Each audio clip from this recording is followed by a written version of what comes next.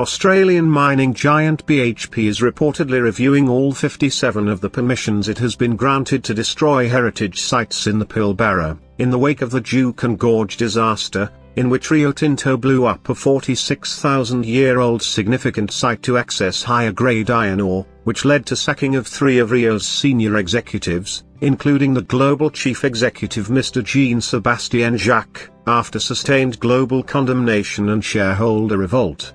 BHP's president of Minerals Australia Mr Edgar Basto told a federal inquiry the company will not act on any of the permissions it has without further extensive consultation with traditional owners.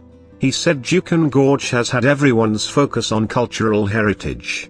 It was a tragic event and we all need to learn from it, and we are determined to ensure that is the case.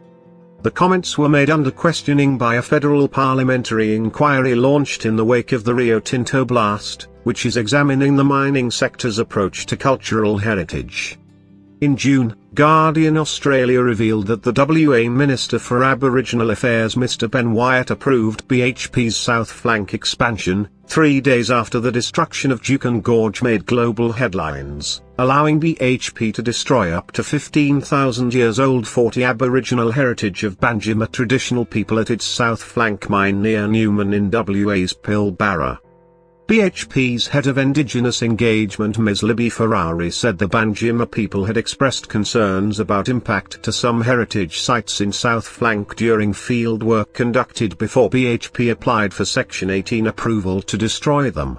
She said BHP supported the Banjima people in raising their concerns with the state regulator and has set up a Heritage Advisory Council with the Banjima comprising Banjima elders and senior BHP representatives to bolster engagement over mine planning at South Flank. Under Section 18 of WA's heritage laws, mining companies can apply to destroy sites and are rarely refused. Traditional owners have no right of objection or reply. Agreements negotiated between traditional owners and mining companies effectively gag the signatory, who is prevented from objecting to any Section 18 application. The WA government has described Section 18 of its Aboriginal Heritage Act as outdated and has been reviewing the legislation for some time. Banjima Native Title Aboriginal Corporation issued a statement on behalf of the Banjima people, saying they do not support the destruction of sites of cultural significance. They said we stand with all Aboriginal traditional owners and particularly our Pilbara brothers and sisters, the Putakunti Kurama and Binikura, at this time in our abhorrence at the destruction of the Juukan rock shelters, and those suffering the threat of or having recently experienced similar site destruction.